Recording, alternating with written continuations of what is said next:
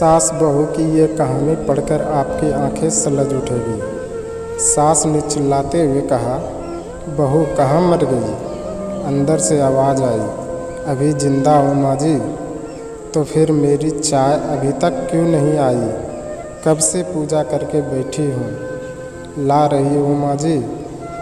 बहू चाय के साथ भजिया भी ले आई। सास ने कहा, तेल का खिलाकर क्या मारेगी? बहू ने कहा, ठीक है माँ जी, ले जाती हूँ। सास ने कहा, रहने दे, अब बना ही दिया है तो खा लेती हूँ। सास ने भजिया उठाई और कहा, कितनी गंदी भजिया बनाई है तुमने। बहू, माँ जी मुझे कपड़े धोने हैं, मैं जाती हूँ। बहू दरवाजे के पास छिपकर खड़ी हो गई।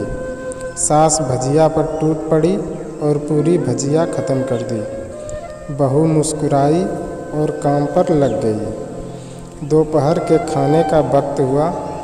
सास ने फिर आवाज़ लगाई, कुछ खाने को मिलेगा? बहू ने आवाज़ नहीं दी। सास फिर चिल्लाई, भूखे मारेगी क्या? बहू आई सामने खिचड़ी रख दी। सास गुस्से से, ये क्या है? मुझे इसे नहीं खाना, इसे ले जाओ।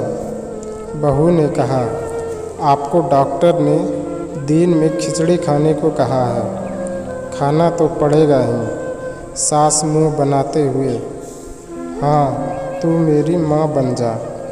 बहू फिर मुस्कुराई और चली गई। आज इनके घर पूजा थी। बहू सुबह 4 बजे ही उठ गई। पहले स्नान किया, फिर फूल लाई, माला बनाई, रसोई साफ की, पकवान और भोज बनाया। सुबह के 10 बज गए। अब सास भी उठ चुकी थी। बहू अब पंडित जी के साथ भगवान के वस्त्र तैयार कर रही थी। आज ऑफिस की भी छुट्टी थी। उनके पति भी घर पे थे। पूजा शुरू हुई। सास चिल्लाती, बहू ये नहीं वो नहीं। बहू दौड़ी दौड़ी आती और सब करती।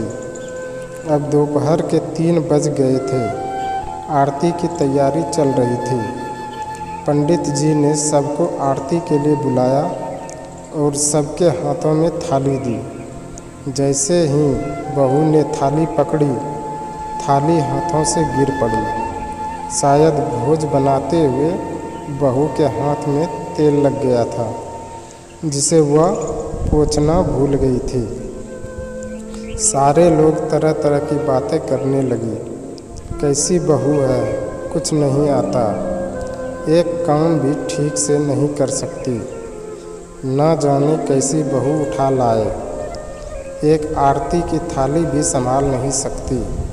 उसके पति भी गुस्से हो गए, पर सास चुप रही, कुछ नहीं कहा, बस यही बोल के छोड़ दिया, सीख रही है, सब सीख जाएगी धीरे धीरे। अब सबको खाना परोसा जाने लगा। बहू दौड़ दौड़ के खाना देती, फिर पानी लाती। करीब 70-80 लोग हो गए थे। इधर 2 नौकर और बहू अकेली, फिर भी वहाँ सारा काम बहुत ही अच्छे तरीके से करती। अब उसकी सास और कुछ आस पड़ोस के लोग खाने पर बैठे। बहू ने खाना परोसना शुरू किया। सबको खाना दे दिया गया। जैसे ही पहला निवाला सास ने खाया, तुमने नमक ठीक नहीं डाला क्या? क्या काम ठीक से नहीं कर सकती? पता नहीं मेरे बाद कैसे ये घर संभालेगी। आस पड़ोस वालों को तो जानते ही हो ना साहब, वो बस बहाना ढूंढते हैं नुक्स निकालने का। फिर वो सब शुरू हो गए, ऐसा खाना है, ऐसी बहू है, ये वो वगैरह वगैरह। दिन का खाना हो चुका था। अब बहू बर्तन साफ करने नौकरों के साथ लग गई। रात में जगराता का कार्यक्रम रखा गया था। बहू ने भी एक दो गीत गाने के लिए स्टेज पर चढ़ी।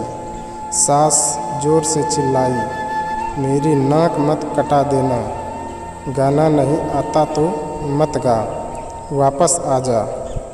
बहू मुस्कुराई और गाने लगी। सबने उसके गाने की तारीफ की, पर सास मुंह फुलाते हुए बोली, इससे अच्छा तो मैं गाती थी जवानी में, तुझे तो कुछ नहीं आता। बहू मुस्कुराई और चली गई। अब रात का खाना खिलाया जा रहा था। उसके पति के ऑफिस के दोस्त साइड में ही ड्रिंक करने लगे।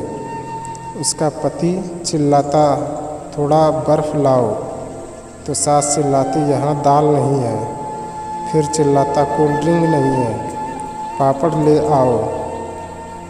इधर उधर आखिरी में उसके पति की शराब गिर पड़ी उसके एक दोस्त पर और बोतल टूट गई।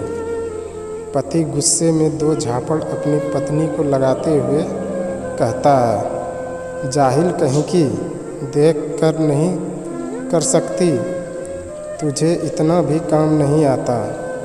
सारे लोग देखने लगे। उसकी पत्नी रोते हुए कमरे की तरफ दौड़ी। फिर उसके दोस्तों ने कहा, क्या यार, पूरा मूड खराब कर दिया, यहाँ नहीं बुलाया होता, हम कहीं और पार्टी कर लेते। कैसी अनपढ़ गवार बीवी ला रखी है तूने, उसे तो मेहमानों की इज्जत और काम करना तक नहीं आता। तुमने तो हमारी बेइज्जती करा दी।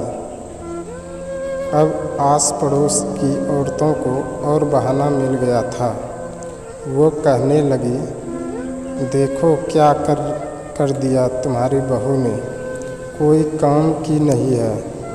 मैं तो कहती हूँ अपने बेटे की दूसरी शादी करा दो, छुटकारा पाओ इस गवार से। सास उठी और अपने बेटे के पास जाकर उसे थप्पड़ मारा और कहा, अरे नालायक, तुमने मेरी बहू को मारा, तेरी हिम्मत कैसे हुई, तेरी टांग तोड़ दूंगी। उसके बाद के दोस्त, उसके बेटे के दोस्त कुछ कहने ही वाले थे कि उसकी माँ ने घूरते हुए कहा, चुप, बिल्कुल चुप, यहाँ दारू पीने आए हो, जबकि पता है आज पूजा है और तुम्हें पार्टी करनी है। कैसे संस्कार दिए हैं तुम्हारे माता पिता ने। और किसने मेरी बहू को जाहिल बोला, ज़रा इधर आओ, चप्पल से मारूंगी। और मेरी बहू को किसी ने एक शब्द भी कहा तो, अरे पापी, तूने उस लड़की को बस इसलिए मारा कि तेरी शराब टूट गई। पापी, वो बच्ची सुबह 4 बजे से उठी है, घर का सारा काम कर रही है, ना सुबह से नाश्ता किया, ना दिन का खाना खाया, फिर भी हंसते हुए सबकी बातें सुनते हुए, ताने सुनाते हुए घर के काम में लगी रही। तेरे यार दोस्तों को वो अच्छी नहीं लगी, जूते से मारूंगी तेरे दोस्तों को जो कभी उन्होंने ऐसा कहा। उसके यार दोस्त चुपके से खिसक लिए।